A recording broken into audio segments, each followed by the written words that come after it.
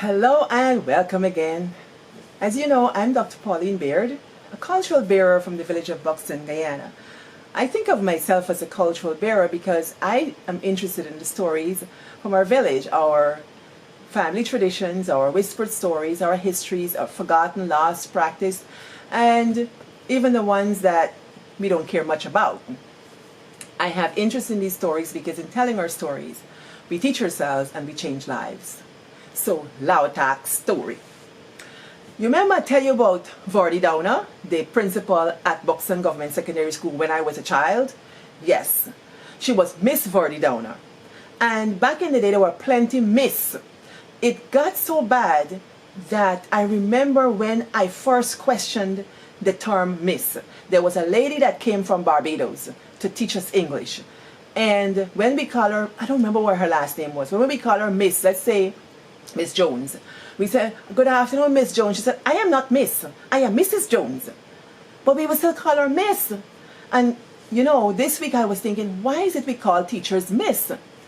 And I remember when I studied history, Guyanese history, and the African history, with colonialism, women, when we became free people and we got our governments and so on, the church was very much in charge. And the church had schools. Most churches had schools. We had Anglican school, Anglican church, Anglican school, Methodist church, Methodist school, Catholic church, Catholic school, Lutheran church, Lutheran school, like that, right? And the churches used to employ young people to be teachers, even older people. But the young people that were employed were male and female. And when they did hire a female, she had to be unmarried. So she was a miss. So that legacy, I think, carried on through the generations. So we still, in Guyana, we still call our teachers Miss. Sometimes they say teacher so-and-so, teacher Cheryl, teacher Collis.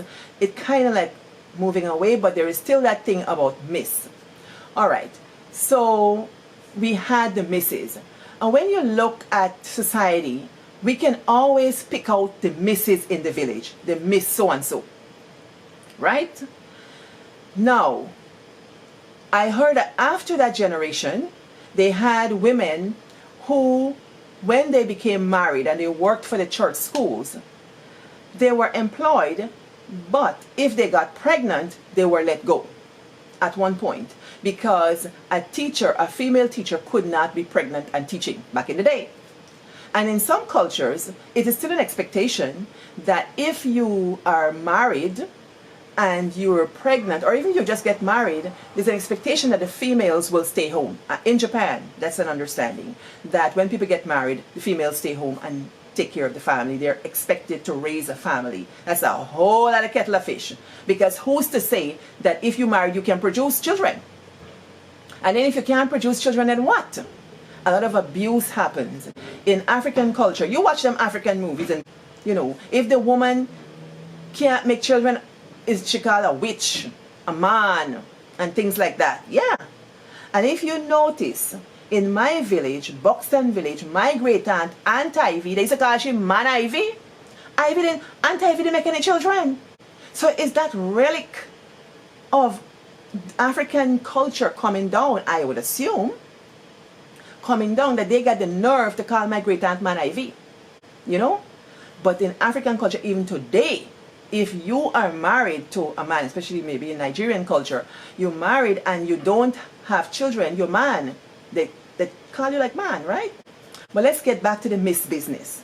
So when you're a Miss, you're expected to be an upstanding female. That means that you don't have liaisons with men, right?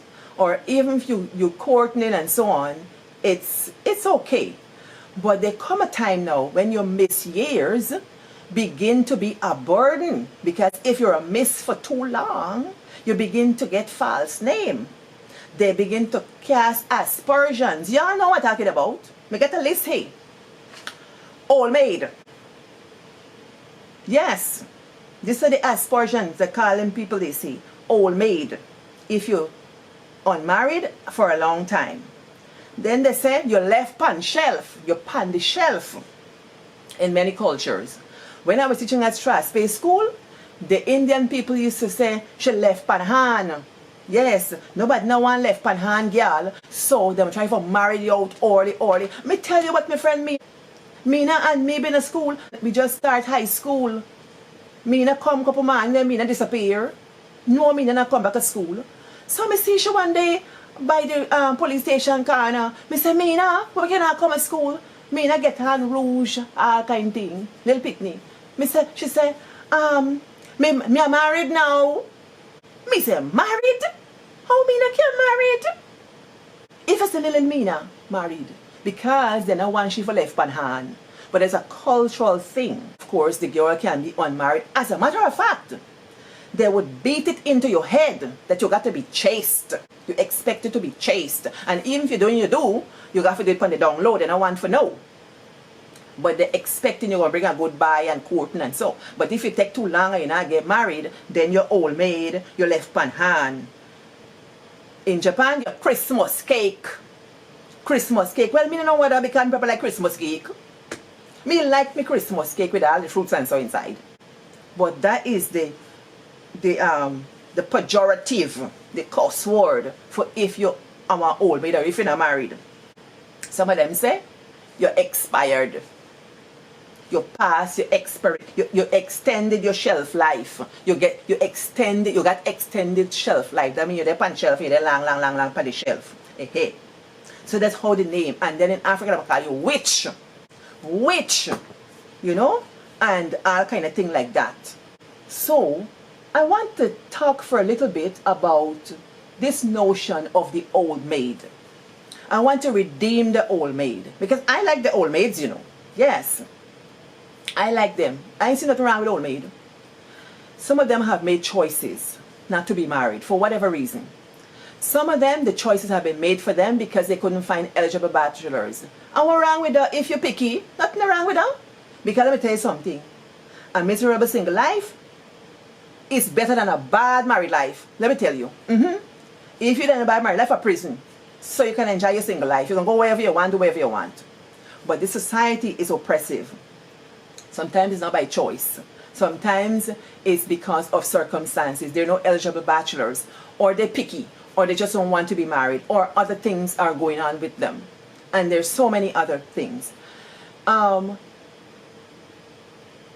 the village, to be an old maid is not a thing to be celebrated. And I'll tell you why. They got a story. Even Madman know that. They had a history teacher named Miss Trim. I love Miss Trim. She taught me about the Mayas and the Aztecs. And when she taught history, it was like it was coming alive. And that gave me my major, my second major in college, history. I did it for me because of Miss Trim. And Miss Trim was unmarried. They get she all kind of false name, all and all kind of thing. But it is said that this madman been like she. They see forth by been like she. And he used to pass the house and think. He was a good mathematician, but he never been quite ready or paid. So one day it is said he went to the house where Miss Trim and her mother and father live and said, "Good afternoon, Mr. Trim. Good afternoon, Miss Trim." And Miss Trim say, "What do you want, Kenneth?" That's what he named Kenneth. "Kenneth, what do you want?" He said, "Miss Trim, me come for marry Dolly. Me come for marry Dolly." Dolly Trim. And Miss Trim said, "Dolly is too young to get married."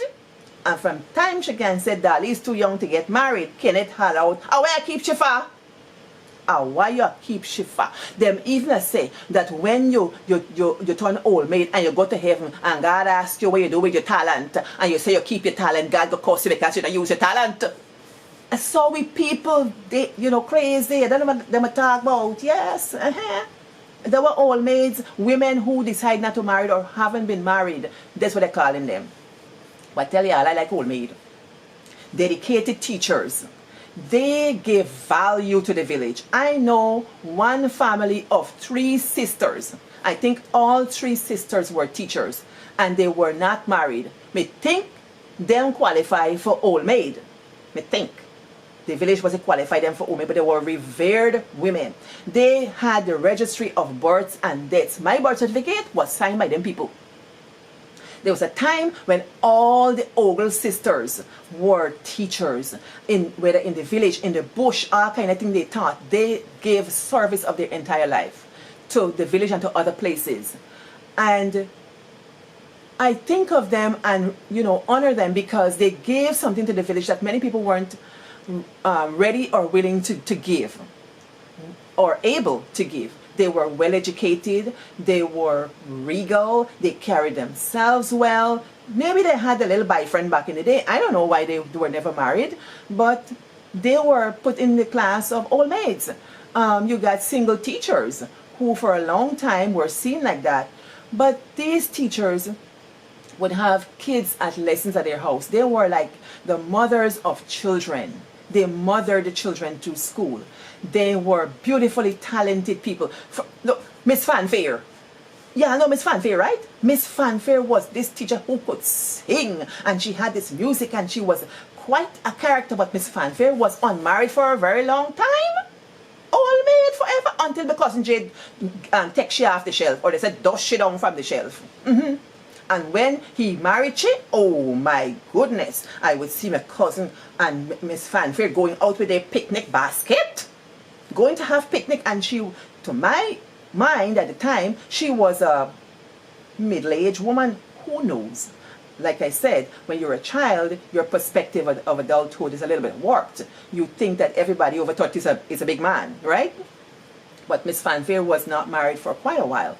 And then when she married to my cousin Jay, it was something. So at least she moved off the scene and so on. Now, old maids play very, very important roles in the village. And I don't want to call them old maids anymore. I want to call them the single women who chose to be single or who became single or happened to be single. These make excellent aunties. Yes, they take care of children. They are the ones that, sisters and brothers can say, go to this auntie, they make a basket for them. They are the ones they get their clothes from, their little nice things, they take care of them. Those are the roles that married women took up. Also, they were the Sunday school teachers. A lot of them became Sunday school teachers. They gave moral guidance to young people. They're godmothers. Yes, nenen. Yes, they turn nenen. And they're good confidants. People you go to ask for advice and things like that. So I want to say, let's be mindful of all people in our communities. Everybody has a role to play in society, and even the ones that people gonna call names, they have their roles. They're humans too. They feel, they hurt, they smile, they have joy, and that's because they have a certain circumstance that we don't understand gives us a right to call them names. I'm sure that this one video is not going to change things. People are going to call them whatever they want and things like that. But my role here is to have us think again. Think again about people's lives. If you were in their place, would you want to be put into this category for the rest of your life? They talk about she dry up, she oh, any other one, goat bite you. Yes, you're not married, goat bite you. Goat mask you. If a goat bite you, because apparently if goat bite you, you're cross, you're cursed. Oh, I forget that one. Yes, so the people who are unmarried, I say to yourself, just lift your head and do your thing. You're in a place of freedom. You don't, these kids, you see that your auntie too, you can send them back home to their mother. You can bring them and you can spoil them and you can enjoy it. I can send them right back. And some of them, you can bring them into your home. You can raise them like your own kids. And we are good for that. We can raise them as our own kids. And you can enjoy the role of motherhood without being a mother. And without being married, So, I just want to be the one to have you think about that a little bit. And see what comes up for you. And if you're one of the women who experienced this kind of discrimination, what are your thoughts on it? What are some of your joys? And how do you see it, whether differently or similar? You don't have to answer me. You can just think about it yourself. But let's be kind to each other and walk good.